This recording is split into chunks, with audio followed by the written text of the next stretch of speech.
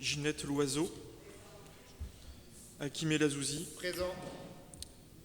Bertrand Barret, excusé, donne pouvoir à Maryse Berthoud. Annie Boulard, Jean-Pascal Scalone,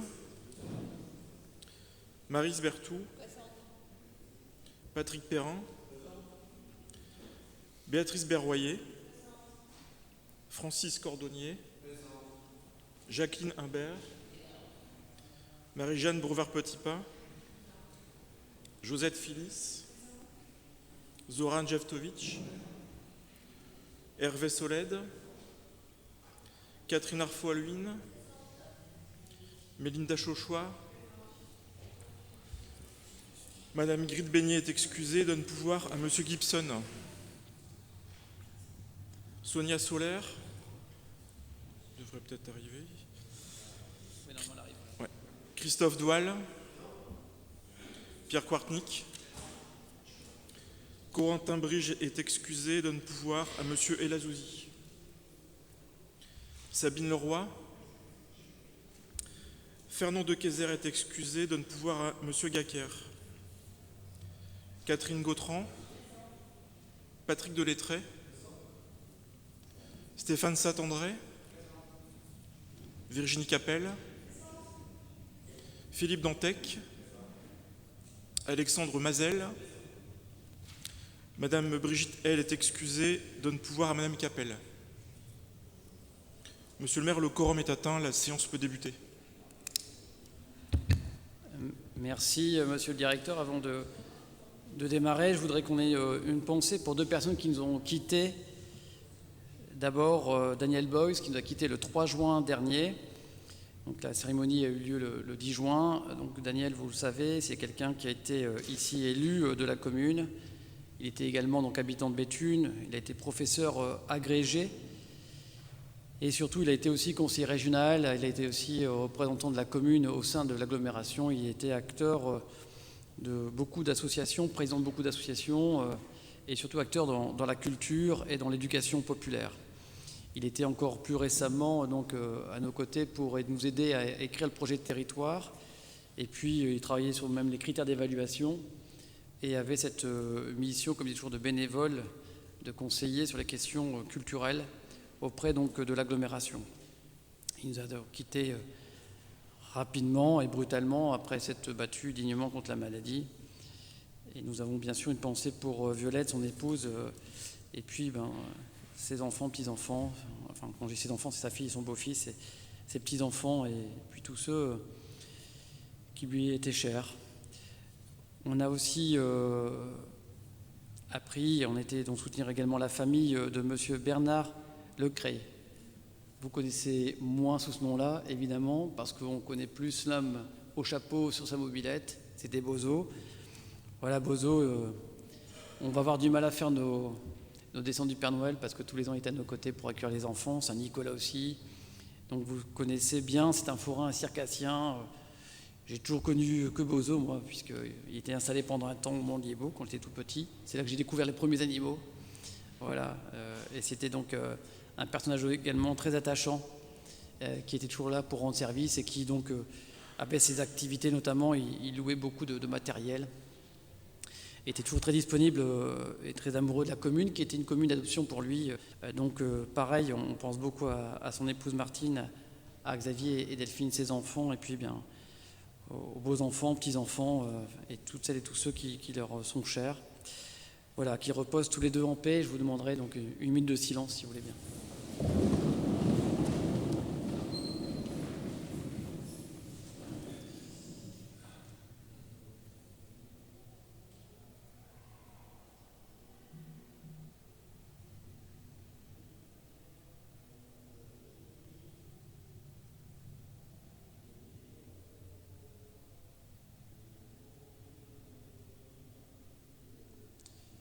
Je vous remercie.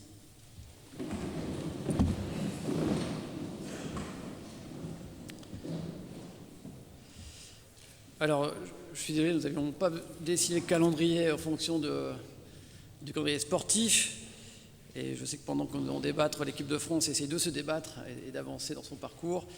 Je voudrais juste rappeler quand même que, bien sûr, on souhaite que l'équipe de France se qualifie, qu'elle aille jusqu'au bout, parce que normalement, on aura la finale le 14 juillet.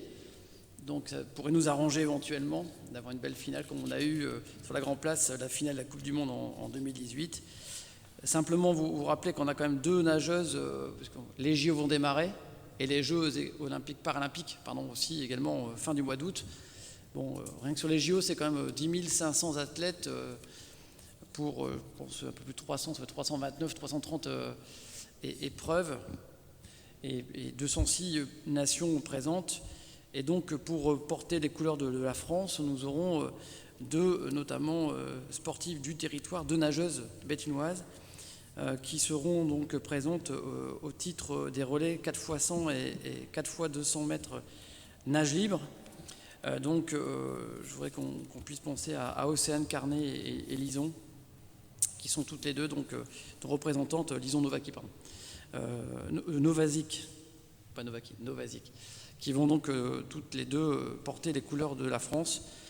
Et j'en profite pour vous dire également que donc, le 3, donc mercredi, il y aura le passage donc, de la flamme donc, sur la base de Olin. Et donc, si vous souhaitez, vous êtes bien sûr les bienvenus. On aura donc toute une journée qui sera dédiée donc, aux valeurs de l'olympisme, avec donc les relayeurs qui seront là, et de la flamme, les porteurs et les relayeurs de la flamme, parce qu'il y a les porteurs et les relayeurs en tant que tels. On a eu l'occasion d'ailleurs, lors du dernier conseil communautaire à l'agglomération, de mettre en avant donc, et puis souligner les porteurs relayeurs qui ont été retenus du territoire, mais ils ne seront pas forcément, eux, à Olin. Voilà, il y a une organisation un peu différente. Donc, en tout cas, je vous invite à y participer, même si je pense qu'en ce moment, l'esprit n'est pas trop au sport et aux Jeux Olympiques encore, dans cette France qui se cherche. On doit désigner un ou une secrétaire de séance avant de démarrer nos travaux. Il s'agit là de Madame Annie Boulard, qui arrive dans la liste. Donc, on s'était fixé un ordre de passage au début donc, du mandat. Et il s'agit de Annie Boulard. Est-ce qu'il y a des oppositions ou des abstentions, Il n'y en a pas. Donc, où est-ce qu'elle est, Annie ? Elle est là. Annie, merci donc d'assurer notre secrétariat. On va pouvoir entamer donc, ce conseil municipal avec d'abord les questions des directions. Il y a donc les affaires juridiques, état civil et assemblée avec la 501 et l'approbation du procès verbal de la séance du 8 avril 2024. S'il n'y a pas d'observation, on considère qu'il est donc adopté. Je vous remercie. Et je vais céder la parole donc à Jean-Pascal Scalone pour la délibération 101 au sujet donc d'un projet de contrat de partenarial. Normalement, je crois qu'il doit y avoir une projection, oui. Une projection. Elle arrive. Attendez, hop.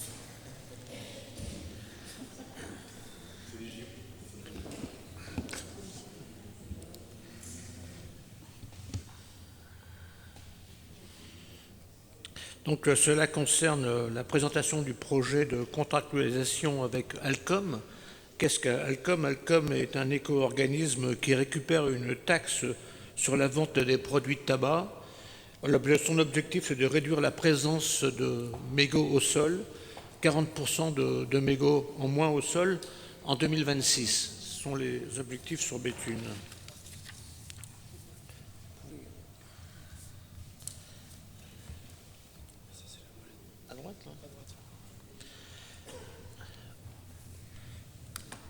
Le partenariat avec la société Ciao Mégots a débuté en octobre 2021 avec un projet d'expérimentation sur 1 an.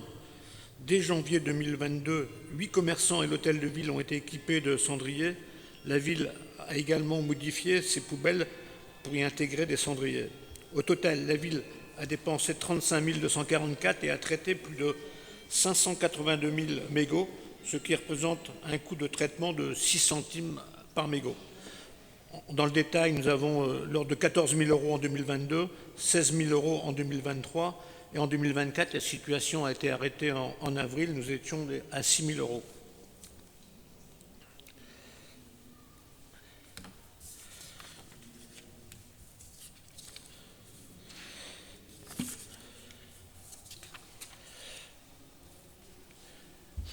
L'éco-organisme pour la réduction des mégots dans l'espace public propose un contrat permettant de bénéficier d'outils et de moyens financiers pour participer à la résolution de la problématique des mégots mal jetés.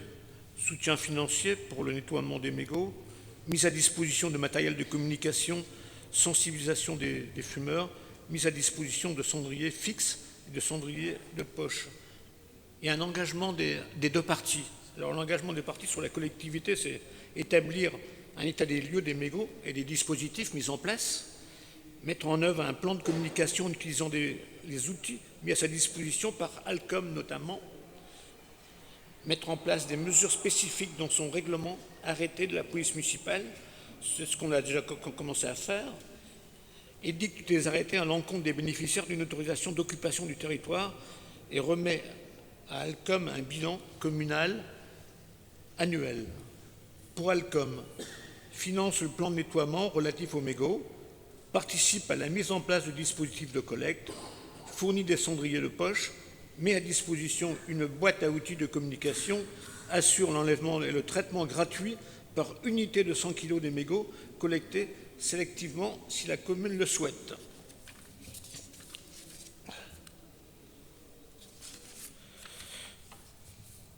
L'objectif de la contre-action avec Alcom pour la ville est d'optimiser notre gestion financière liée au traitement des déchets de mégots, subventionnement, traitement et achat équipement de collecte à hauteur de 1,08 € par habitant.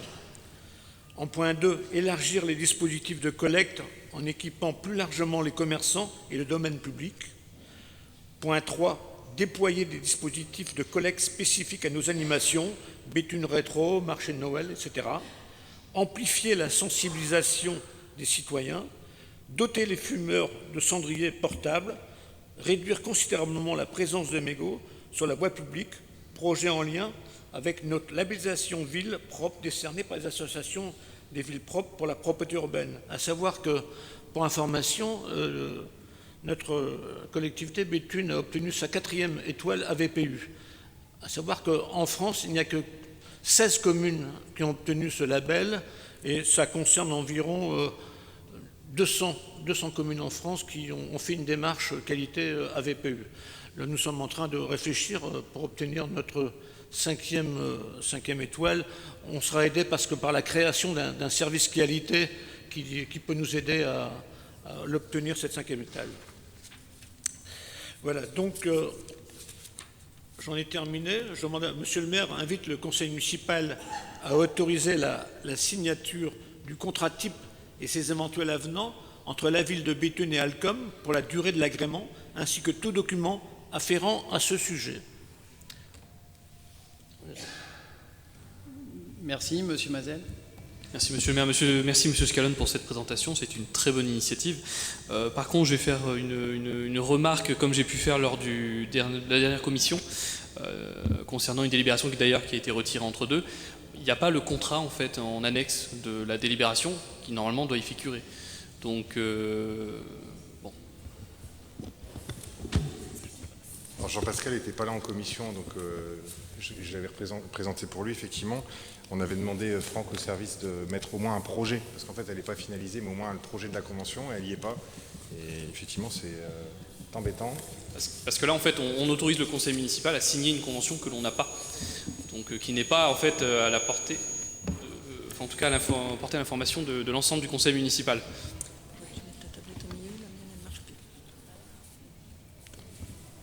Bon, on a deux options. En fait, nous, il n'y a pas d'engagement financier, c'est juste pour nous faire accompagner. D'ailleurs, je tiens à rappeler qu'on va essayer d'avoir cette démarche-là également à la rentrée avec l'ensemble des communes via l'agglomération. Là, on était justement en train de pas d'essuyer les plâtres, enfin, en tout cas, on pourrait le dire ainsi maintenant, parce que en fait, cette écofilière est en train de se mettre en place seulement maintenant. Et donc, on a deux options. Soit, effectivement, on retire et puis on la représente en septembre, soit on la présente, sachant que, je le redis, il n'y a pas d'engagement financier côté ville, en tout cas. Et l'engagement, c'était simplement de pouvoir aller un peu plus loin dans les équipements, sachant que nous avons aussi, en parallèle, vous le savez, avec Ciao Mégots, une démarche pour la collecte, là aussi, des mégots, la valorisation plutôt des déchets. Après, c'est comme vous le souhaitez, vous avez raison. Parce qu'on avait interrogé l'éco-organisme, mais on n'a pas eu on n'a pas encore le retour, en fait, effectivement. D'accord. C'est pas que ça me dérange de voter quelque chose. Enfin, je pense pas qu'il y ait, mais en tout cas, voilà, moi je pense que sans la convention, c'est un peu compliqué en tant que qu'élu de voter quelque chose qu'on n'a pas pu étudier avant, même si je pense qu'effectivement il n'y a pas de souci dans le fond, mais bon. Oui, mais pas de problème, on va retirer. Pour moi, il n'y avait pas d'enjeu. Donc on l'a laissé jusqu'au dernier moment parce qu'on pensait l'avoir, mais c'est vrai qu'en ce moment, on est un peu chahuté. Voilà. Hein, oui, on présentera au 14 octobre, c'est pas grave. L'éco-organisme nous avait un peu pressé d'ailleurs, mais bon, donc voilà.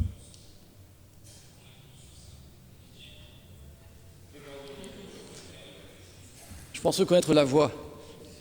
Non, mais c'est pas sérieux, ça. Mais non, c'est le conseil, je pense. Je sais, mais bon. Alors, faut couper les sons, s'il te plaît, Marie-Jeanne. Merci. Donc, on la reprendra donc le 14 octobre. Sur le principe, en tout cas, il n'y avait pas de sujet. Sur le fond ? Ok. Après, c'est juste les modalités de ce qu'il y aura dedans. Ok, ça roule. Pardon ? Oui.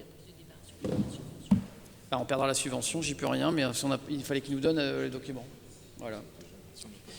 Moi, je pense que s'ils nous disent qu'on est hors délai, je leur dirai à eux qu'on n'a pas eu la convention. Hein. Donc, je pense qu'ils peuvent vous comprendre. Ok, donc ça, je la décale. On la reporte. Ok. Merci, donc, Jean-Pascal. Je ne mets rien au vote. Donc, sur le prochain sujet, donc, sur la thématique démocratie, proximité et cohésion sociale, je cède la parole donc à Kim Elazouzi pour la 701, s'il te plaît. Merci, Monsieur le maire. Donc, il vous est soumis la contractualisation contrat de ville de la Cabalère pour la période 2024-2030. Je ne reviendrai pas sur comment la géographie prioritaire se dessine, puisque je vous la présente à chaque fois. Mais ce qui est intéressant à noter, c'est qu'on a 25 quartiers en grande fragilité sur le périmètre de la Cabalère. 16 ont le label quartier politique de la ville, dont 2 sur Béthune. Et puis l'agglomération a décidé d'ajouter 9 quartiers d'intérêt communautaire. Et donc le quartier de Pasteur rentre en intérêt communautaire. C'est aussi quelque chose qui est important pour nous, puisque c'est aussi un quartier où il y a des fragilités, où c'était important de pouvoir avoir une action publique efficace et coordonnée. Ce qui vous est proposé, c'est que l'agglomération a travaillé dans le cadre de son contrat 2024-2030 sur une contractualisation autour de 3 grands enjeux. Des quartiers attentifs aux plus fragiles, avec toutes les questions d'accès aux droits, de santé et de prévention de la violence. Sur un quartier d'émancipation pour tous, avec les politiques jeunesse, de cité éducative, d'emploi, de vie associative. Et enfin, elle propose comme 3e enjeu le NPNRU et tout ce qui est un peu la GUP, la gestion urbaine de proximité. Et puis l'appropriation de l'espace urbain aussi par les habitants. Donc autour de ces 3 enjeux, on s'y retrouve, on écrit notre programmation aussi, et donc on souhaite s'inscrire dans ce chapeau qui a été voté par la Cabalère, qu'on appelle la contractualisation 2024-2030 de la politique de la ville. Merci. Y a-t-il des oppositions, des abstentions ? Je voulais quand même avoir des compléments d'information en fait. Effectivement, plusieurs enjeux en fait ont été évoqués. Il y a une transversalité, je pense, à avoir par rapport en fait aux 3 enjeux. Vous l'avez évoqué, Monsieur Elazouzi, par rapport à la santé, par rapport à l'insertion socio-professionnelle, la mobilité, notamment la formation, l'emploi. La cohésion sociale, je trouve que c'est un mot qui aurait pu être peut-être plus défini en fait, au lieu de... je trouve que c'est que des mots en fait dans la cohésion sociale. Par contre, la démocratie participative, vous en avez parlé par rapport en fait à la participation des habitants pour les quartiers. Oui, c'est dans le sujet émancipation pour tous. Il y a toute la question de la participation citoyenne. Ça va se traduire comment en fait ? À nous après de travailler là-dessus. Après, il y a des dispositifs par rapport à la programmation. Après, je me permets, il y a des dispositifs qui existent sur le sujet, au niveau de la région, sur les FTU, sur sur les pics. On a aussi les conseils de quartier qui sont là, qui sont coordonnés et qui travaillent et qui ont œuvré d'ailleurs dernièrement à aussi mettre en place le plan 3000 arbres sous l'égide de Pierre Kwartnik. Il y a un travail qui a été fait avec les habitants, par exemple dans les QPV sur Michelet, qui sera présenté là prochainement, et sur lequel on va travailler sur l'appropriation de l'école aussi à travers du design actif. Enfin, c'est vraiment remettre le citoyen aussi au cœur des projets et faire en sorte qu'il soit aussi co-acteur des politiques publiques qui sont menées sur le territoire. Qualité aussi femmes-hommes, ça aurait été intéressant aussi de le noter en fait. Alors il est noté, il me semble, dans les quartiers attentifs aux plus fragiles. On a tout un travail qui est fait aussi sur l'égalité femmes-hommes, hommes-femmes. On le met dans le sens qu'on veut puisque les deux signes sont égaux. Et donc il y a tout ce travail qui est mené et qui sera mené puisque de toute façon dans le cadre de notre contrat de ville, on a des dossiers qui sont déposés tous les ans par exemple par le CIDFF, qu'on accompagne, qu'on suit, avec qui on a une politique de proximité qui est très active et ambitieuse. Merci pour ces précisions. Y a-t-il des votes contre, des abstentions? Il n'y en a pas, donc c'est donc un vote à l'unanimité. Merci beaucoup, c'est adopté. La 702. Donc sur la 702, convention de partenariat avec le passage à niveau. Le passage à niveau, c'est ce lieu qui abrite pas mal de structures, dont l'envol, etc. Et donc l'idée, ils ont monté une structure à côté qui a pour vocation de gérer le lieu et notamment ce tiers-lieu culturel. Et dans le cadre des différentes activités qui sont menées à l'intérieur, il vous est proposé qu'on ait une convention avec eux pour qu'on ait un travail qui soit renforcé, qu'on ait un accompagnement par la suite aussi avec les partenaires pour bien coordonner les actions autour de 4 grandes actions, 4 grandes thématiques. Tout ce qui est question de scolarité jeunesse avec les plateformes de formation, l'accompagnement à la scolarité, etc. Toutes les questions d'éducation nutritionnelle parce qu'ils ont aussi un projet d'économie sociale et solidaire à travers la cantina.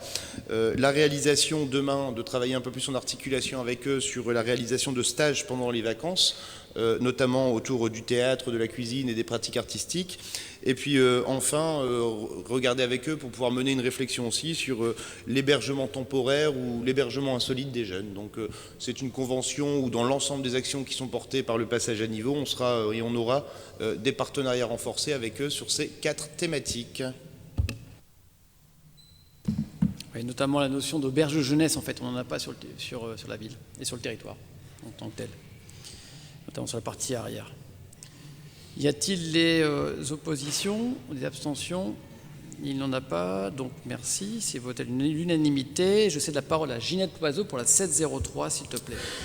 Alors, il s'agit d'une subvention exceptionnelle allouée à l'association Béthune Solidarité Loisirs pour la prise en charge du gardiennage des structures gonflables qui sont nécessaires à l'animation du parc éphémère qui aura lieu du 5 au dimanche 11 août dans l'enceinte du parc du Perrois pour une somme de 1 900 €.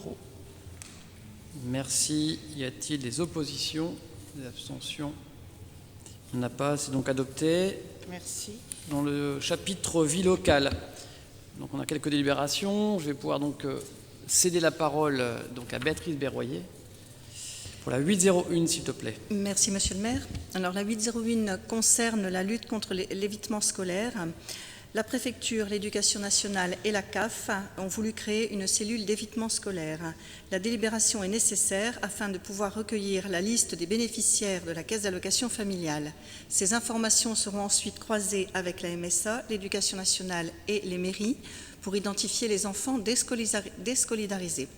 Le DAZEN, le directeur académique des services de l'éducation nationale, se chargera des enquêtes auprès des familles et des enfants de 3 à 16 ans. Oui, donc ça c'est dans le cadre de la cité éducative et notamment du programme de réussite éducative en tant que tel. Y a-t-il des oppositions ou des abstentions? C'est donc adopté. Merci. La 802. C'est les participations exceptionnelles pour les frais de transport dans les écoles pour l'année scolaire 2024-2025.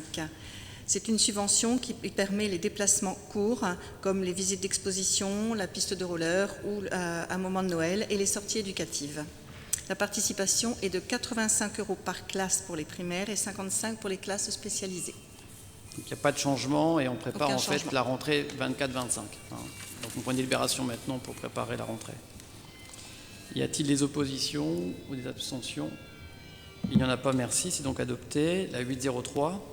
C'est le versement des subventions aux coopératives scolaires pour l'année 2023-2024 et qui permet la mise en place de projets relatifs à la vie scolaire. 2,80 € par enfant en maternelle et 3,15 € pour les élémentaires. Pas de changement. Merci. Y a-t-il des oppositions ou des abstentions? Il n'y en a pas, je vous remercie. La 804. C'est le contrat d'association pour les subventions versées aux établissements privés, maternels et élémentaires. Cette année, c'est 2 274 € par élève béthunois de 3 ans et plus, scolarisé en maternelle, et de 798 € pour les enfants scolarisés en élémentaire. La délibération autorise la signature de cette convention avec les 10 établissements concernés. Merci. Donc, de toute façon, on fait toujours vérifier les sommes par les services de l'État. Donc, il y a des abstentions, des oppositions. Donc, une abstention, le reste étant voté à l'unanimité. Donc, unanimité moins une voix pour une abstention. Merci. C'était la 804. Donc, 805, Béatrice, s'il te plaît. C'est la subvention exceptionnelle qui est versée aux écoles publiques de Béthune pour l'organisation de séjours en classe transplantée pour l'année 2024-2025. La subvention était de 40 € par jour et par élève. Il est proposé de passer à 40 € par nuitée et par élève. Et nous, on se pose la question de la mise à disposition du site de Condette pour les classes transplantées. La subvention est versée après présentation d'un budget prévisionnel et du bilan après le séjour. De 19h. Merci. Donc 24-25. Donc là, pareil, on prépare la rentrée déjà. Y a-t-il des oppositions ou des abstentions? Il n'y en a pas, je vous remercie. Alors, 806, un programme qui nous tient à cœur là. Oui, l'école Pasteur va accueillir une classe à horaire aménagé qui est dite classe CHAM. C'est une convention tripartite entre l'Éducation nationale, l'école et le Conservatoire de musique de l'agglomération. À droite. Merci. Les élèves sont motivés par les activités musicales, instrumentales et vocales. Ça concerne les élèves de CE2, CM1, CM2. C'est une formation complémentaire spécifique qui est dans le domaine de la musique, la pratique vocale. Et ce sera commencé en septembre, c'est déjà commencé depuis 2024. L'école Pasteur a déjà une classe orchestre.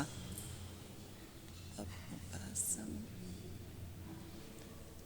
C'est 3 heures hebdomadaires avec 30 à 45 minutes de formation musicale, 45 minutes d'expression corporelle, 45 minutes de pratique vocale collective et 45 minutes de pratique vocale par groupe. Voilà. Merci. Donc, vous avez compris, les classes orchestres, donc on intervient depuis plusieurs années maintenant. Je pense qu'on a vu du démarrer en 2012 de mémoire. Donc, on sait finalement que c'était un outil pédagogique performant, voilà, qui aide beaucoup à canaliser les élèves, parfois amener de la confiance. C'est aussi un outil pour rapprocher les enseignants aussi des élèves, puisqu'on a eu même des enseignants qui ont appris en même temps que les élèves. Donc elles sont parfois thématisées, entre les percussions par exemple, les bois et autres. Mais là, donc, on va un peu plus loin, puisque vous avez compris qu'on travaille sur le scénique aussi. On y va à un rythme important, puisque ça a été rappelé. On a 3 heures semaine, et y a compris le chant aussi, par exemple, qui vient s'additionner. Donc on est heureux d'amener ça à l'école Pasteur, qui en a bien besoin. Voilà, donc on vous demande l'autorisation de signer la convention, avec notamment, alors tout ça sous couvert bien sûr d'éducation nationale, mais donc également avec le concours de la communauté d'agglomération et de ce conservatoire. Y a-t-il des oppositions, des abstentions?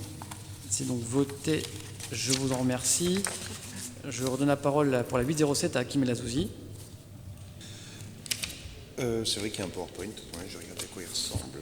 Oui, après, voilà, vous pouvez le passer rapidement. L'idée, c'est de reconduire la bourse au permis sur l'année 2025. Merci. C'est quoi ça? Hop, ok.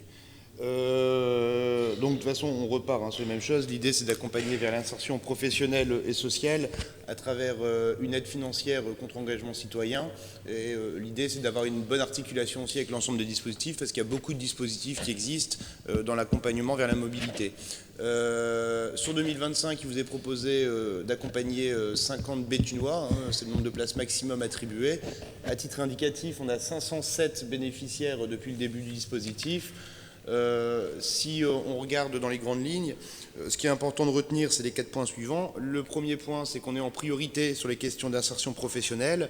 Le deuxième point, c'est que dans la continuité de ce qui a été fait, on n'a plus de limite d'âge, puisqu'avant c'était réservé aux moins de 25, maintenant on va plus loin que les 25. L'objectif aussi, c'est d'avoir une bonne articulation avec l'ensemble des dispositifs, parce que la région, le département, l'État, enfin bref, beaucoup de monde mettent aussi en place des dispositifs d'accès à la mobilité, et donc on essaie de regarder d'abord sur les autres dispositifs avant de pouvoir rabattre sur la bourse au permis. Et puis enfin, la nouveauté pour cette année, c'est qu'on passe aussi sur 2 sessions, et non plus sur une session, parce que c'est vrai que c'était contraignant quand quelqu'un ratait un peu la période de dépôt de dossier ou apprenait l'existence du dispositif après la date de dépôt de dossier, on se retrouvait à devoir attendre 1 an, voire 1 an et demi pour pouvoir espérer émarger à ce dispositif. Donc on va sur 2 sessions cette année, et ce qui est important de noter aussi, et je ne l'ai pas dit, c'est qu'en échange de ce permis dont on finance 80% à hauteur de 1 450 € maximum, il est demandé aussi 50 heures de bénévolat. On n'est pas dans une procédure marchande, on n'est pas dans une procédure de don, on est dans une procédure de don contre don qui permet de pouvoir dire que quand la collectivité aide, il est aussi important d'aider la collectivité en retour. Et c'est le cœur de ce dispositif et la spécificité de ce dispositif de bourse au permis de conduire béthunoise. Je précise qu'on doit mettre en place un gros travail pour faire évoluer le dispositif. Mais là, en fait, ça va nous permettre de redémarrer tel qu'il existait, avec donc 2 sessions déjà, ce qui a été demandé, puisqu'on voit que c'est trop rigide et qu'il y a des gens qui auraient pu postuler, qui n'ont pas pu, qui ont perdu du temps. Voilà, donc on va démarrer par cette première solution pour pouvoir donc faire ce groupe de travail. Certains d'entre vous avaient levé la main pour faire partie de la réflexion. Donc sur cette réédition en fait, du dispositif pour l'année 2025, y a-t-il donc des oppositions ou des abstentions? Il n'y en a pas, je vous remercie. C'est donc adopté la 808. Donc, pardon, allez-y. Oui, si je peux me permettre. Même remarque que pour l'autre délibération, nous n'avons pas accès aux documents pour le PEDT. En tout cas, il n'y a pas d'annexe. Parce que vous nous demandez effectivement d'autoriser la signature de l'ensemble des documents. Nous n'avons pas l'ensemble des documents non plus. Ben moi je l'ai, Alors on a dans idée libre, on l'a normalement. Bon, on peut vous la montrer si vous le souhaitez maintenant, puisqu'on l'a, pour le coup. Le problème, c'est qu'on ne respecte pas les délais. C'est-à-dire qu'on est censé l'avoir effectivement depuis plus d'une semaine, 5 jours, francs. Elle est annexée, nous, donc oui. Sur idée libre. Je l'ai, moi. Donc, faut peut-être actualiser votre tablette, mais de toute façon, je vais peut-être la présenter rapidement. Et pour faire simple, parce que là, pour le coup, je ne vais pas dire qu'il y a urgence, mais c'est bien de la présenter.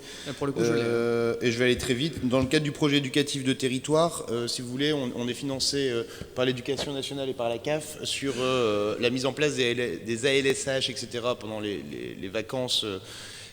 Et donc l'idée, c'était ce qu'on faisait déjà d'habitude, c'est d'intégrer les mercredis dans cette stratégie, puisque le mercredi, on tient aussi des ALSH, et donc ça nous permet de pouvoir avoir accès au financement de la CAF et de l'Éducation nationale dans le cadre des ALSH le mercredi. Voilà, c'est de bien conventionner avec eux sur ce sujet.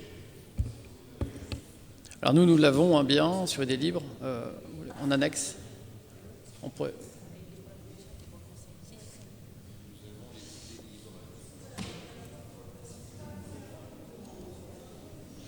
Écoutez, en tout cas, moi je l'ai, on peut vous la représenter.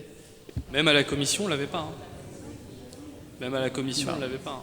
On a les mêmes logiciels. Ce qui est troublant, M. Mazel, c'est que nous, sur les mêmes tablettes que vous, on arrive à l'ouvrir. J'ai beau me connecter, je pense que j'ai beau me connecter sur le compte d'ailleurs idée libre sur mon téléphone portable, je ne l'ai pas. Vous avez un PDF qui est rattaché à la Délib.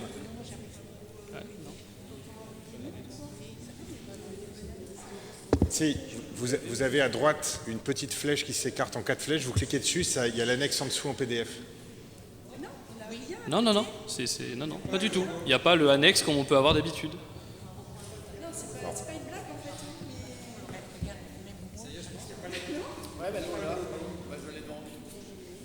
Je comprends, hein, je conteste pas, moi je l'ai, c'est pour ça que je... Alors, sur la tablette de Mme Loiseau, ça marche pas.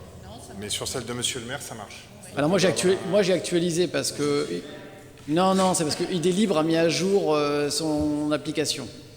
Et très franchement, d'ailleurs, je suis obligé de prendre cette tablette-là parce que sur mon PC, cet après-midi, ça a explosé en plus. Donc, pour dire les choses. Ça a explosé. N'est-ce pas? Oui, ça pouf. Et donc, je ne suis pas plus malin qu'un autre. Et l'application ne fonctionnait pas dans l'après-midi d'ailleurs. Même sur mon téléphone, je vous confirme, ça fonctionne. Ouais, alors aujourd'hui, c'est pas une référence parce qu'aujourd'hui, je pense que l'application est en maintenance. Bon, bref. Mais si vous l'avez pas, vous l'avez pas. Donc je l'ai. Enfin, moi, je vous propose quand même de. Alors, monsieur le maire, si je peux me permettre, c'est la 3e délibération qu'on fait, en tout cas que je demande à retirer. J'ai déjà fait demander à retirer une délibération lors de la commission qui concernait la Cabalère. Là, on fait retirer encore une délibération tout à l'heure.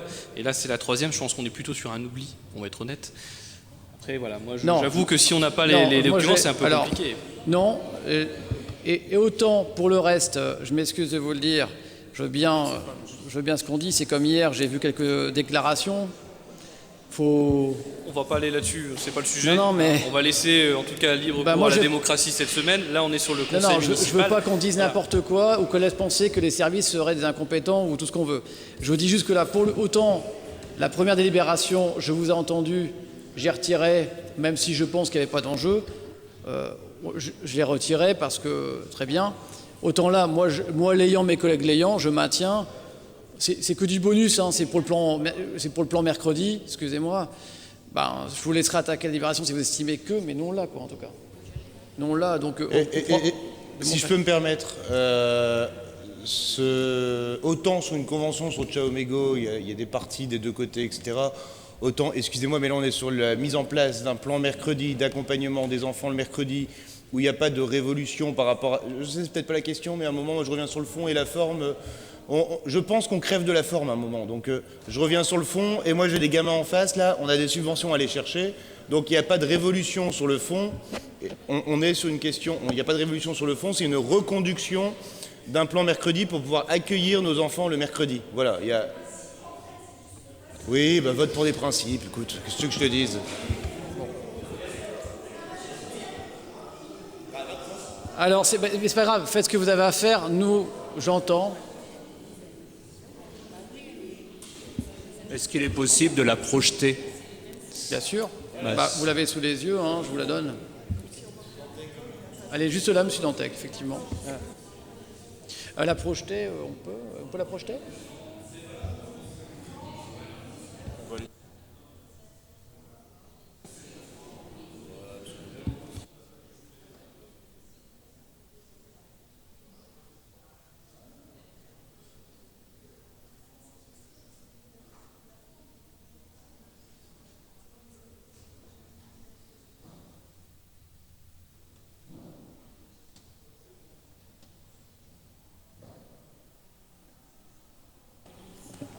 Si je comprends bien, à ce moment-là, on parle de l'intérêt des enfants. On ne parle pas de l'intérêt des élus. Non, on parle bien de l'intérêt des enfants, oui, je vous confirme. Voilà. Donc, tout... On peut projeter? Non, on ne parlait pas de la bourse au permis, on parlait de la délibération d'après. On parle du plan mercredi, donc c'est la 808. La 808.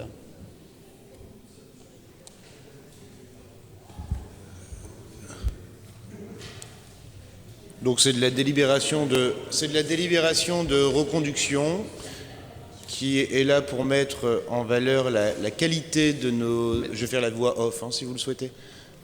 Qui est là pour mettre en avant aussi la qualité de nos ALSH, puisqu'on essaie de ne pas être que dans une optique occupationnelle, on est là aussi dans une optique pédagogique, c'est-à-dire qu'on travaille aussi l'articulation entre les acquis par niveau et par cycle scolaire, en adéquation avec les activités qui sont menées aussi dans le cadre de nos ALSH le mercredi.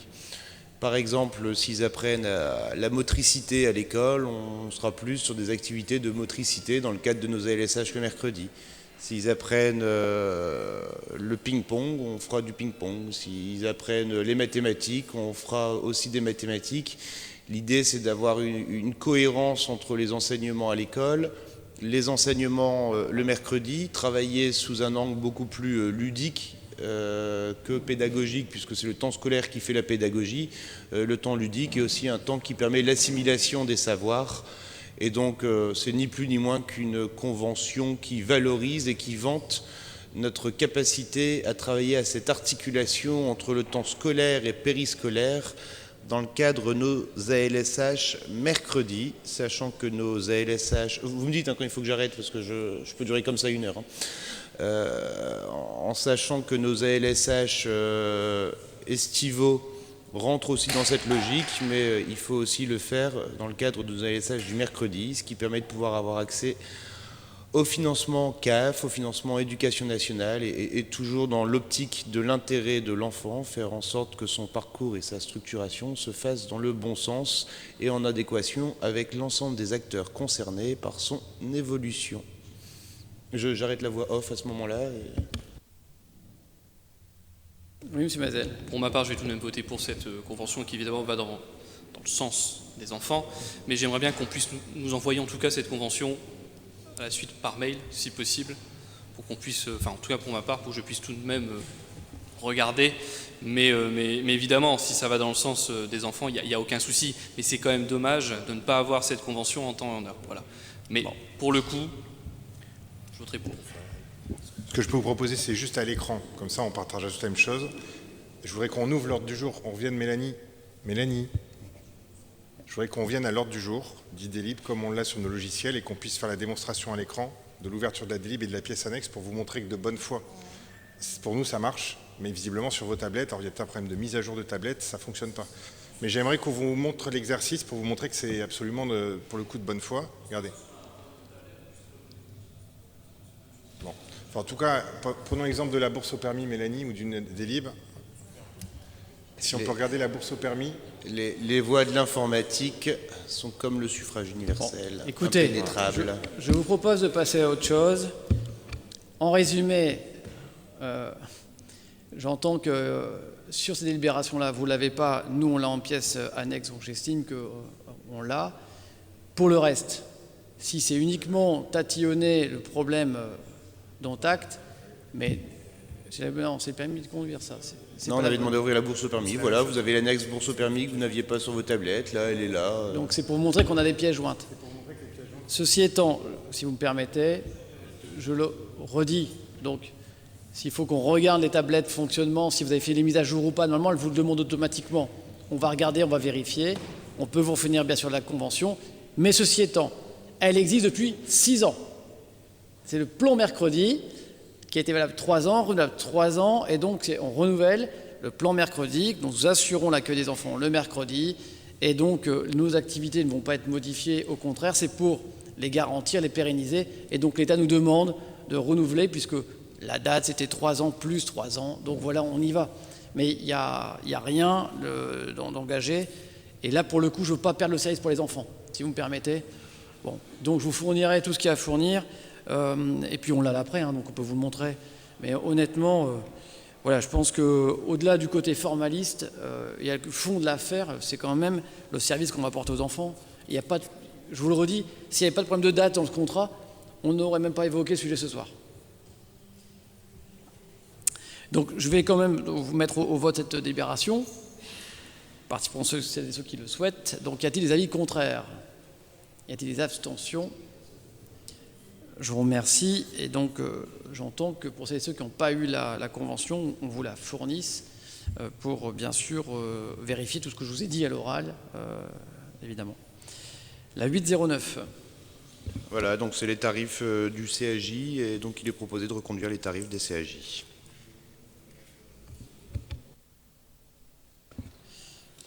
Très bien. Alors on prolonge en fait, ce sont les mêmes tarifs et on prolonge que fin d'année. C'est pareil pour la 8-10, si je peux me permettre, comme ça on va peut-être les regrouper. Tout simplement parce qu'on est en train de repenser nos politiques jeunesse. Et donc nous avions arrêté la tarification là à la fin de l'été. On ne sera pas prêt. On n'a pas eu le débat entre nous.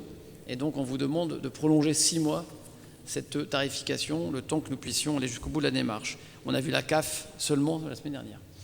Voilà, donc la 809 et la 810, si ça vous convient, je propose de les regrouper, s'il n'y a pas d'avis contraire. Et y a-t-il des avis contraires ou des abstentions? Il n'y en a pas, donc je vous remercie, elles sont donc adoptées toutes les deux. La 811. Et donc sur la 811, subvention de fonctionnement et subvention exceptionnelle, éducation jeunesse, participation page jeune, affectation des crédits. Et donc du coup c'est la ventilation, vous savez, dans le cadre du page jeune, vous avez les 20 € qui sont déductibles d'une adhésion. Et donc il est proposé de pouvoir verser aux associations qui nous font le retour de ce pass, de pouvoir reventiler les différentes sommes qui y sont associées, donc pour 8 280 €, soit l'équivalent de 414 utilisations du pass jeune pour les associations sur cette séquence. Donc c'est la 811. Y a-t-il des oppositions ou des abstentions? Il n'y en a pas assez, donc voté. Merci. La 812. Patrick Perrin. La 812, il s'agit de subventions de fonctionnement et de subventions exceptionnelles allouées à des associations sportives, dont vous avez le détail en annexe. Merci Patrick. Y a-t-il des oppositions, des abstentions? C'est donc adopté. Merci. Maryse Berthoud pour la 813, s'il te plaît. Il s'agit de la signature d'une convention de mandat de vente de billets entre la Cabalère et la ville de Béthune pour les concerts organisés dans le cadre de l'exposition du collectif d'artistes Visual System à la Banque qui aura lieu du 5 octobre 2024 au 5 octobre 2025. Merci Maryse. Y a-t-il des... Oui? Excusez-moi, sur la 812, il n'y avait pas que les subventions exceptionnelles, il y avait aussi le contrat d'engagement républicain. Oui. Et c'est, à mon sens, c'est la première fois que je le lisais et j'ai trouvé le contenu très intéressant. Alors c'est une obligation légale en fait, hein. Alors c'est pour vous peut-être effectivement la première fois, mais c'est obligatoire depuis combien de temps? 3 ans peut-être? 3e année je crois, 3e, 4e année. Oui, tout à fait. 3 ans c'est ça, hein? Ouais, c'est ça. Mais effectivement, on n'en parle peut-être pas assez publiquement. Alors, j'étais sur la 813. Y a-t-il des oppositions ou des abstentions? Il n'y en a pas. Merci beaucoup. La 814, Ginette Loiseau. Alors, il s'agit de la fixation des tarifs de vente de produits publicitaires pour le festival de Béthune Rétro qui aura lieu les 23, 24 et 25 août sur la Grand Place. Donc, c'est la vente de goodies, vente à compter du 2 juillet 2024. Donc, vous avez les prix qui sont référenciés sur la délibération qui ont été présentés lors de la commission générale. Merci Ginette. Merci. Y a-t-il des oppositions ou des abstentions? On n'a pas, je vous remercie. La 815. Maryse Berthoud, s'il te plaît. Suite à la modernisation des médiathèques, nos 2 médiathèques ont été, pour l'une, Elie Wiesel modernisée, réouverte début décembre 2023, et la médiathèque Buridan est en cours d'achèvement. On fera une réouverture le 17 juillet prochain, avec une inauguration avec la DRAC en octobre.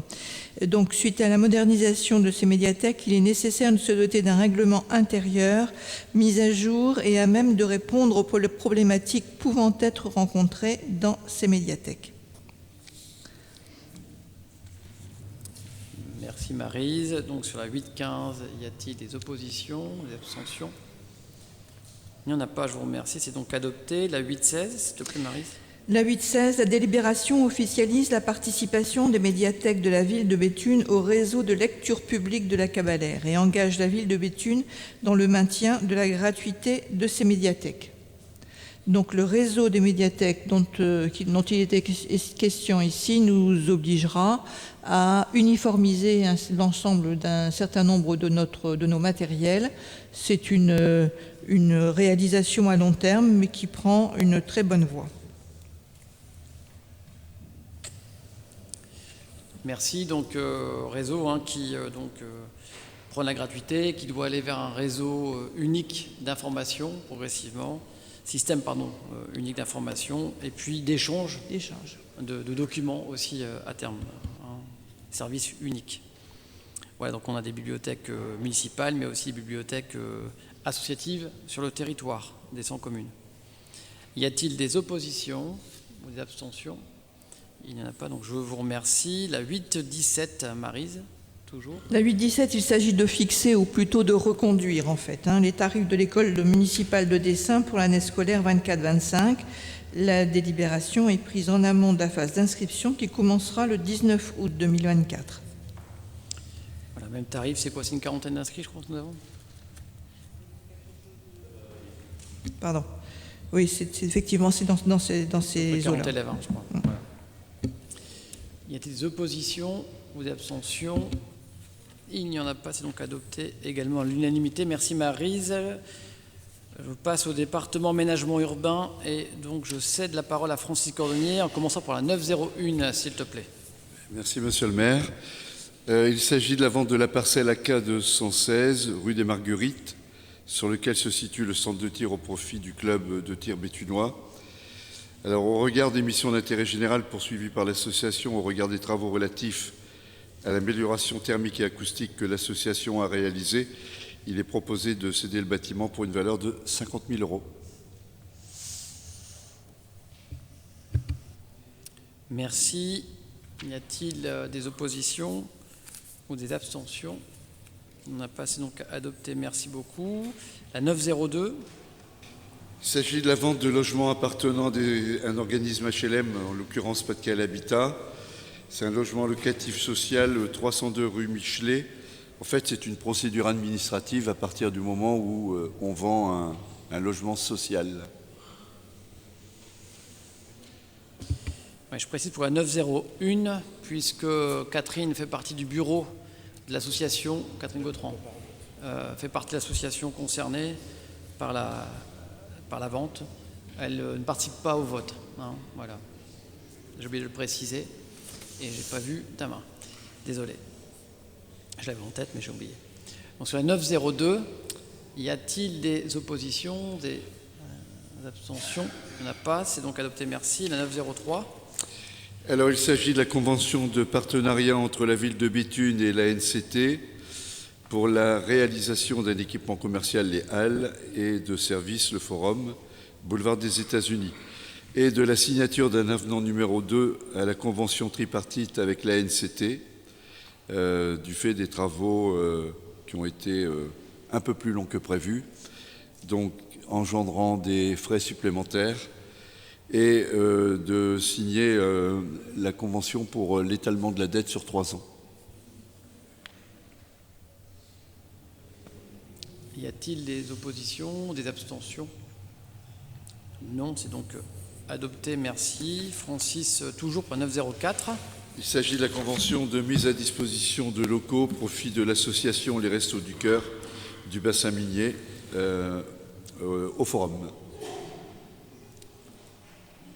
Donc c'est pour le transfert des activités donc, sur le nouveau bâtiment. Y a-t-il des oppositions, des abstentions? Non, c'est donc adopté à l'unanimité. Je vous remercie. La 905. Il s'agit de la signature d'un bail civil pour le Forum 121 boulevard des États-Unis au profit de la mission locale de l'Artois. La mission locale donc, qui arrive dans les nouveaux bâtiments sur le plateau neuf. À l'étage, oui. Y a-t-il des oppositions, des abstentions? Non, c'est donc adopté, je vous remercie. La 906. Il s'agit de la signature d'une convention d'occupation du domaine public communal avec M. Stéphane Dubois pour une activité de restauration sous la dénomination de Street Chef, 1 rue Jean Jaurès, et c'est une régularisation. C'est le bâtiment en dur que nous avons. Ouais. C'est le bâtiment que nous avons en dur. Y a-t-il des oppositions ou des abstentions? Il n'y en a pas, c'est donc adopté, merci beaucoup. La 907, Francis, s'il te plaît.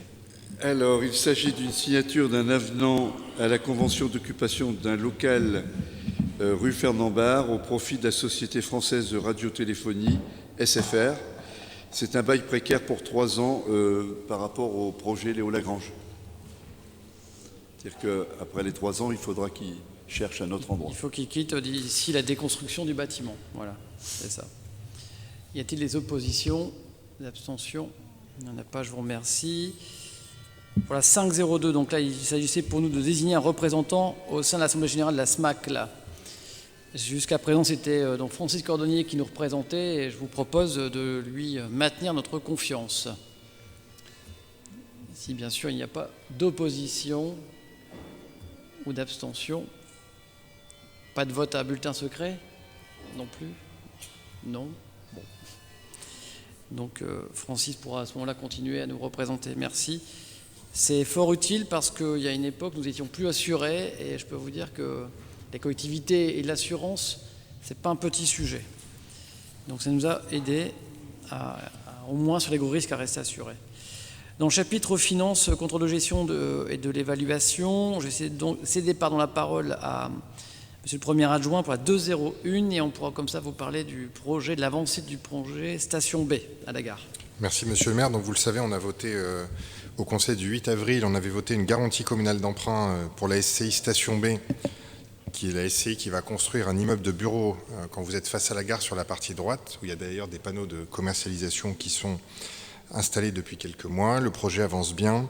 C'est le cautionnement d'un emprunt de la Caisse des dépôts et consignations, donc de la Banque des territoires, et en relisant cette fois la convention qui est jointe à la délibération, ils nous ont alerté sur le fait qu'un terme et un mot et une virgule ne leur convenaient pas, donc ils nous ont demandé de revoter une nouvelle délibération pour sécuriser juridiquement l'acte, avec une convention qui cette fois-ci est bien orthographiée avec la bonne virgule au bon endroit, puisque c'est important dans ce type de garantie d'emprunt. Et donc on abroge la délibération du 8 avril 2024 et on prend une nouvelle délibération identique mais avec une convention légèrement différente, qui est la 201 aujourd'hui.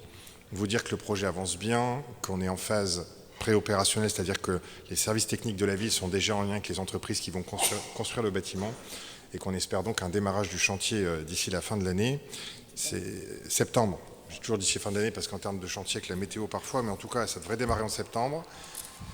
C'est un chantier qui va durer quasiment 2 ans quand même, c'est un gros chantier, c'est un peu plus de 4000 m² de bureaux à la gare de Béthune et donc ce sera le premier objet de ce type en ville, c'est-à-dire que c'est la première fois à la ville de Béthune que sur le territoire communal sera construit un immeuble de bureaux privé de ce calibre-là et de cette taille-là, le but étant d'attirer des entreprises, de créer des emplois. On estime qu'il y a 200 personnes qui travailleront à terme sur place, donc c'est quand même générateur d'emplois, et ça vient finalement poursuivre notre stratégie de transformation du quartier de la gare qu'on avait entamée avec la mobilité, la nouvelle passerelle, la rénovation de la gare par la SNCF, la construction d'un pôle d'échange multimodal derrière le cinéma. Il y a un pôle d'échange multimodal qui est en train d'être construit à la Cité des Cheminots en face du conservatoire communautaire de musique. On avait également, avec le cinéma, l'hôtel Ibis, amené des activités de loisirs, des activités business également. D'ici quelques semaines, vous le savez, une brasserie, la brasserie Goudal, sera ouverte dans la cellule commerciale du cinéma. Et finalement, l'immeuble de bureau vient amener un nouvel élément sur le parvis de la gare. Et cet élément, c'est la création d'emplois. On est sur un territoire d'industrie, vous le savez, qui se développe, qui se redéveloppe. Et on est en train, et je fais très court, sinon je vais me faire tirer les oreilles. En tout cas, on est en train aussi de vouloir faire de ce territoire un territoire de l'industrie, enfin de l'activité, de l'économie tertiaire.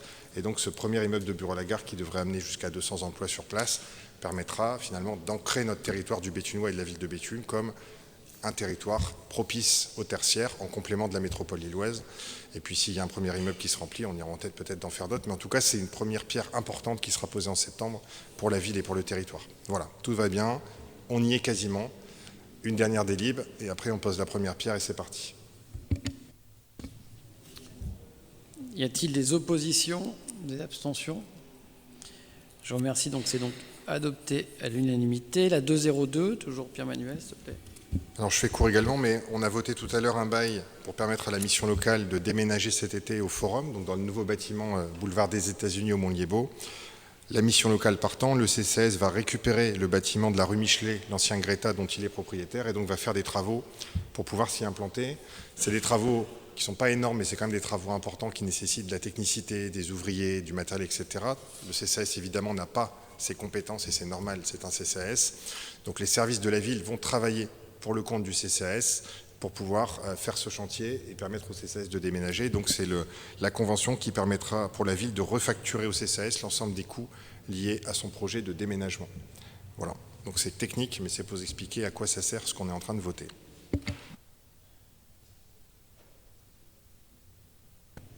Merci Pierre-Manuel. Y a-t-il des oppositions ou des abstentions? Donc on devrait pouvoir transférer le CCAS, je pense, début d'année prochaine. Début 2025, premier trimestre.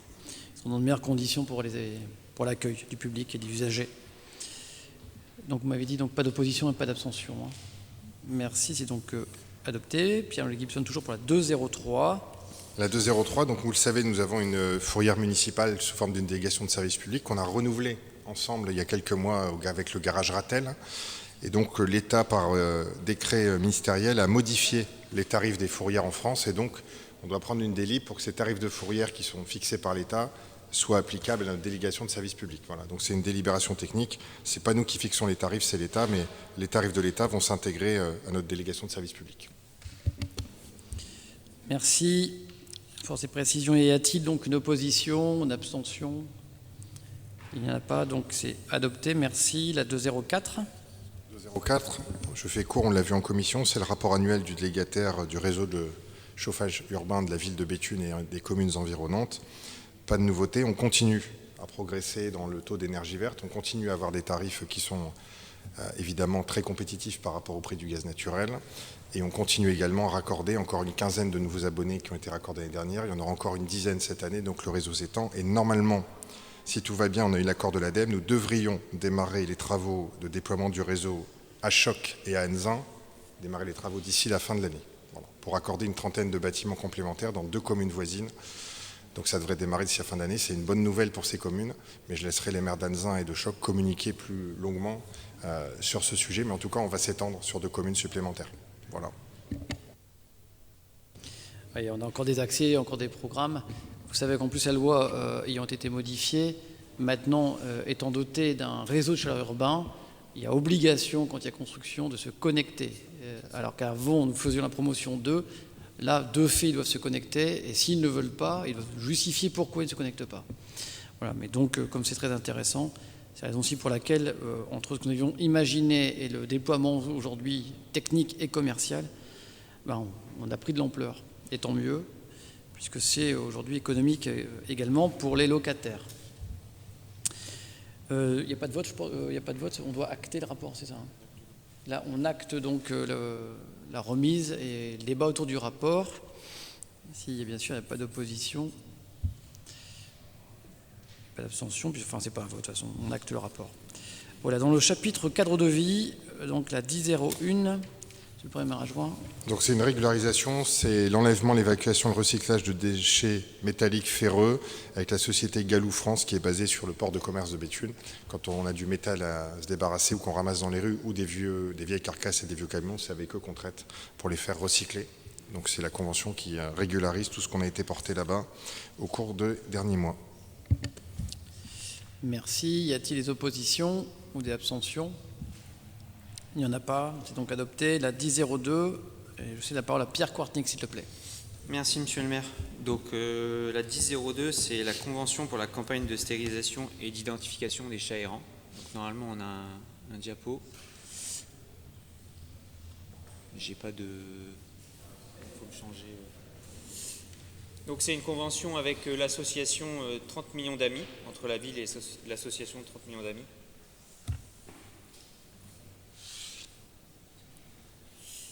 Merci.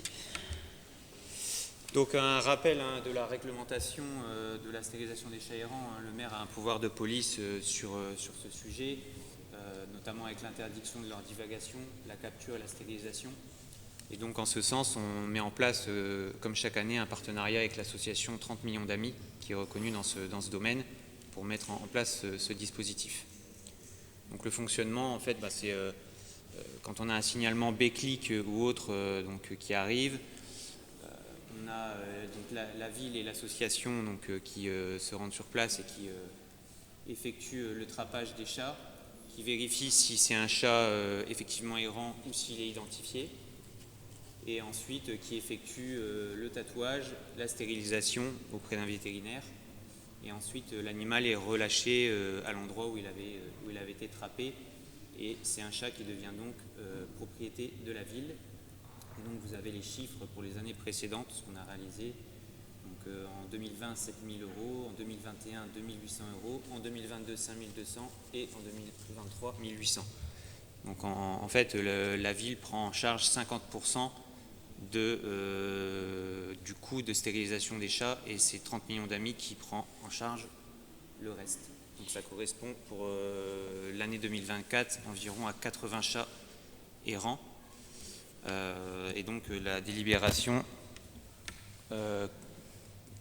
consiste à autoriser donc Monsieur le maire à signer la convention et les éventuels documents qui viendraient après sur ce sujet.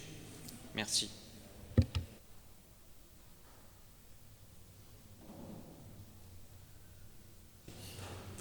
Bien, merci.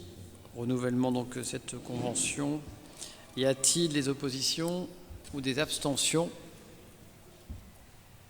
C'est donc adopté, merci. Alors 10.03, Pierre Gibson, s'il te plaît. 10.03, nous avons acheté un certain nombre d'éléments qui s'appellent des rapid blocks, des master blocks. C'est les gros Lego béton que vous voyez dans Béthune qui nous servent à protéger les manifestations communales ou autres. C'est anti-voiture bélier en vérité. Donc on en a acheté beaucoup dans le cadre du plan Vigipirate. On a été livré très en retard par la société Rapido Bloc. Et la société a pu nous démontrer que c'était lié à son fournisseur de métal puisque c'est ferraillé. Et pour avoir du ferraillage pour du béton, les délais sont très longs actuellement pour avoir du métal. Donc l'entreprise a livré en retard, elle serait normalement pénalisable par des pénalités de retard. À partir du moment où elle est de bonne foi et c'est son fournisseur qui est pénalisé et qu'on comprend effectivement que l'entreprise a fait de son mieux pour nous livrer, on vous propose d'exonérer partiellement, j'ai bien dit partiellement, l'entreprise d'une partie des pénalités de retard à son encontre sur ce marché public qui a été passé avec elle. Et donc, c'est une délibération de conseil parce qu'il n'y a que le conseil municipal qui peut prendre la décision de surseoir au code des marchés publics et de finalement faire crédit, si je puis le dire ainsi, à une entreprise privée d'argent qu'elle nous doit d'un point de vue légal. Oui, le conseil municipal est souverain sur la question. Y a-t-il des oppositions ou des abstentions? Je vous remercie, c'est donc adopté. On pourra donc le signifier à l'entreprise. Alors, on passe au département maîtrise ouvrage, conduite d'opération, gestion et entretien du patrimoine. Et là, je redonne la parole à Pierre Quartnik pour la 1301 et un sujet innovant. Merci, monsieur le maire. Donc la 1301, donc il s'agit de la végétalisation des façades. Donc le principe, donc dans le cadre de notre plan 3000 arbres, on a effectué différentes actions. Microforêt Miyawaki, les plantations dans les quartiers, dans les cours d'école, les microforêts urbaines.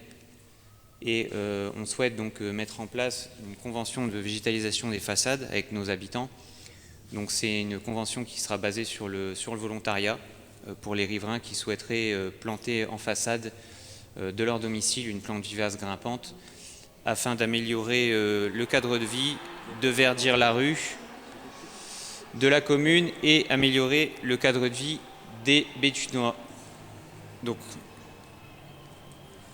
dans le cadre de cette convention sera à la charge de la ville la découpe, donc le terrassement, les travaux de préparation au niveau du trottoir, l'évacuation, l'apport de terre végétale et la fourniture de la plante grimpante qui sera choisie en lien avec les techniciens de la ville. Je suis désolé, Pierre, mais voilà. La Belgique a dû encaisser un but, je pense.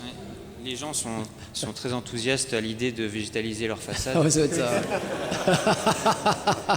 C'est exactement ça. Bien vu, Pierre. En tout cas, on a enfin marqué un but. C'est un but de Colomboigny. Et donc, à la charge du riverain, en fait, ce sera simplement l'entretien, l'arrosage courant des végétaux. Donc, c'est des conventions qui seront reconduites tacitement au bout d'un an. Il y a quelques conditions particulières techniques à respecter, comme les largeurs de trottoirs, de circulation, etc. Voilà. Donc il vous est demandé d'autoriser la signature des conventions pour ce projet. Merci. Merci Pierre. Monsieur Dantec a demandé la parole. Oui, non, juste sur la dernière photo, est-ce qu'il serait trop ambitieux d'imaginer qu'une glycine passe au-dessus de tout pour faire de l'ombre un peu plus? C'est-à-dire qu'ombrager de façon naturelle certaines rues, quand c'est possible, techniquement, à partir des pieds des glycines des riverains.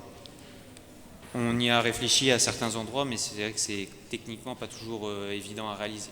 Mais il y a certaines zones un peu plus piétonnes où effectivement on y a réfléchi. C'est intéressant parce que alors ça nécessite d'avoir des axes traversants, effectivement, donc des câbles. Et donc, on a parfois des contraintes de hauteur. Mais sur des rues piétonnes, tout ça, alors, Souvent, ce qui nous est aussi rappelé, c'est pour c'est l'ancrage, mais c'est surtout aussi les accès pompiers. Il faut qu'on regarde, mais c'est vrai que c'est joli. En tout cas, ça donne... vous avez raison, ça habille. On voit aussi souvent ça des entrées avec des espèces... c'est un paillage naturel, en fait, qui vient finalement à mi-hauteur. Enfin, on n'est pas d'ailleurs obligé de le faire très très haut. On avait commencé à regarder, mais là, on avait dit qu'on allait déjà démarrer pour voir un peu avec cette initiative-là, est-ce qu'elle va permettre ou pas, sachant qu'on a des habitants qui nous ont déjà sollicité, ayant soit entendu parler du dispositif, soit ayant l'envie de le faire. Donc on va pouvoir voir comment on accompagne et puis peut-être diversifier et puis monter en puissance, massifier en fait le dispositif. Y a-t-il sur cette délibération des oppositions? Non. Des abstentions? Non plus. Donc c'est adopté, merci.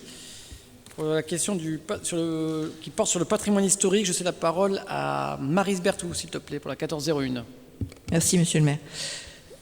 Par délibération en date du 11 octobre 2021, la ville de Béthune a conclu une convention de partenariat avec l'Office de tourisme de Béthune-Bruay afin que ce dernier assure des visites régulières du beffroi et des différents monuments patrimoniaux de la ville, à savoir l'hôtel de ville, l'église Saint-Val, la tour Saint-Ignace et également du 21 rue de la Délivrance qui héberge les Amis du musée.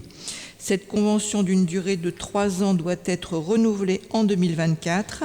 Nous y ajoutons en seule modification le nettoyage de ces bâtiments sera facturé par la ville à l'Office de tourisme qui prendra donc en charge les frais. Merci Maryse. Y a-t-il des oppositions, des abstentions? Non plus. C'est donc adopté. Sur le département ressources humaines, en l'absence de Fernand de Kayser, donc je vais demander à M. le Premier adjoint de bien vouloir présenter les délibérations. Commençons par la 301, s'il te plaît. Merci. Donc on l'a évoqué longuement en commission, je ferai court, mais nous avons décidé d'aller plus loin dans la protection sociale de nos agents, de leur permettre d'avoir une mutuelle moins chère, d'avoir un certain nombre d'avantages en termes, on va dire, de santé et de vie personnelle également. Et donc pour ça, on vous propose des protections sociales complémentaires, donc un volet santé, un volet prévoyance, parce que c'est important, en tout cas à nos yeux c'est important, donc c'est un geste social fort envers le personnel de la ville. Et donc la 301 et la 302, c'est 2 volets de la protection sociale complémentaire qu'on souhaite mettre en place au bénéfice de nos agents. Merci donc d'avoir regroupé ces 2 conventions. Elles ont été présentées, donc bien sûr elles ont été discutées avec les syndicats qui ont émis un avis favorable, l'organisation syndicale. Donc sur la 301, y a-t-il des oppositions ou des abstentions? Donc sur le volet, on va dire, mutuelle santé, non. Sur la 302, donc sur le maintien de rémunération, y a-t-il des oppositions ou des abstentions? Non plus. Je vous remercie. C'est donc adopté à l'unanimité, la 303. La 303, la 304, la 305, c'est des contrats, on en a parlé aussi en commission, il y a eu des questions d'ailleurs là-dessus. Il y a un contrat pour une infirmière ou un infirmier puériculteur sous forme de chargé de projet et d'animation en médiathèque. C'est-à-dire qu'en fait, globalement, une personne a changé de service et il faut qu'on la remplace dans le service où elle était initialement, dans le cadre d'une mutation interne. La 304, un contrat de projet d'animateur pour la maison pour tous, qui est un projet qui a déjà été évoqué ici et qui sera représenté au fur et à mesure de sa mise en place. Et la 305, c'est un chargé de projet aménagement urbain et développement de la ville pour renforcer les services aménagement urbain et développement de la ville, puisqu'on a beaucoup, ça a été dit par Monsieur le maire, beaucoup de projets privés qui arrivent, de projets de construction d'immeubles, immeubles de bureaux, immeubles d'habitation, pôles loisirs, etc. Et donc nos services ont besoin d'être renforcés pour accompagner tous ces porteurs de projets privés. Voilà pour ces 3 délibérations. Sur ces délibérations, la 303, est-il des oppositions, des abstentions? C'est donc adopté. La 304, y a-t-il des oppositions, des abstentions? Non plus, c'est donc adopté. La 305, y a-t-il des oppositions, des abstentions? Non plus, donc la 303, 304 et 305 sont donc adoptés. La 306, s'il te plaît. 306, rémunération du personnel vacataire du théâtre et également pour les manifestations culturelles et festives. C'est quelque chose qu'on fait tous les ans. C'est ce qui cadre la rémunération de nos agents qui sont mobilisés. Alors c'est des agents, souvent c'est des jeunes étudiants, etc., sur du théâtre. Mais en tout cas, c'est des jobs d'été ou des jobs à l'année qui permettent de donner un peu de travail souvent à des jeunes. Et du coup, c'est plutôt de la paye horaire, etc. Et donc on fixe chaque année les tarifs de rémunération de ces agents. Y a-t-il des oppositions, des abstentions? C'est donc adopté. Je vous remercie. La 307, dernière délibération. C'est le remboursement de frais de formation des élus. Je crois qu'il y a 3 élus qui sont concernés. Alors, j'ai plus les élus précisément en tête, mais je crois qu'il y a Hakim, Patrick. Hakim, Patrick et Maryse. Et Maryse, voilà. Il y a le détail dans la délibération, bien sûr. Y a-t-il des oppositions ou des abstentions? Il n'y en a pas. Je vous remercie. C'est donc adopté.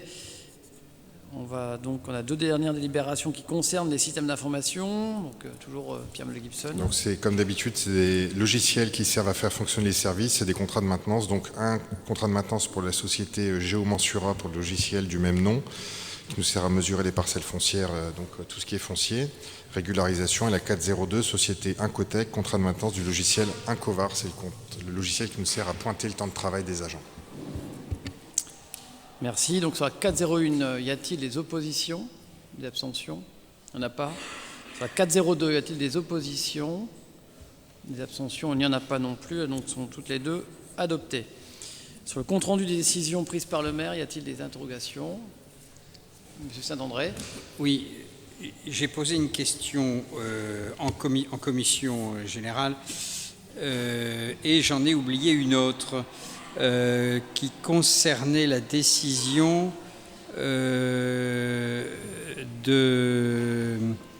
porter devant les tribunaux un désordre concernant les dorures de la girouette. Et je voulais savoir juste si on avait essayé un recours amiable avec ces gens-là, parce que si ça se voit, je ne vois pas pourquoi ils...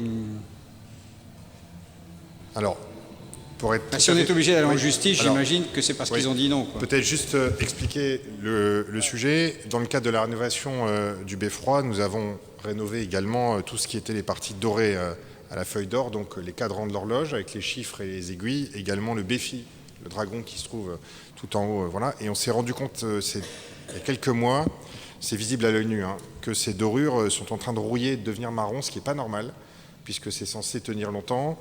Donc le chiffre numéro 6 d'un des cadrans a été démonté pour expertise. Donc s'il n'est pas tombé, parfois des habitants nous disent il y a un chiffre qui est tombé. Non, il a été démonté pour expertise, pour faire constater à l'entreprise effectivement ce qui se passe. Alors l'entreprise a un sous-traitant qui s'occupait précisément, Maryse connaît ça mieux que moi, de tout ce qui est feuille d'or.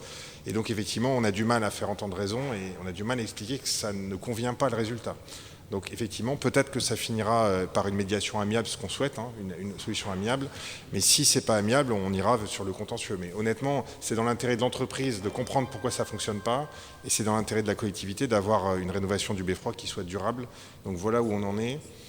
Ce n'est pas un sujet simple, parce que c'est très technique et ils ont du mal en tout cas à trouver pourquoi chimiquement il y a cette réaction sur la dorure et sur le traitement. Je précise également qu'en fait, le doreur qui a réalisé l'horloge et celle qui a réalisé le béfi ne sont pas les mêmes personnes. Donc on a le même problème avec 2 techniciens différents et 2 techniciens de grande qualité. Donc, mais le sujet est en cours depuis plusieurs mois maintenant. Ah oui. En tout cas, c'est pas normal qu'on ait déjà ces désordres-là alors que ça a été finalisé en 2021, 2020-2021. Voilà. Bien, c'était notre dernier conseil du premier semestre. Je vous remercie pour votre présence et puis la qualité des échanges. Le prochain conseil municipal, c'est le 14 octobre. Voilà, d'ici là, je vous souhaite un agréable été, ensoleillé, j'espère. En tout cas, au mois de juillet, on n'a pas encore vu beaucoup le soleil, mais en tout cas, le programme des activités va arriver dans les boîtes aux lettres ces jours-ci. Et merci au service également d'avoir préparé les débats. Et on verra pour envoyer les documents qui manquent. Voilà. Merci à vous, bonne soirée. Au revoir.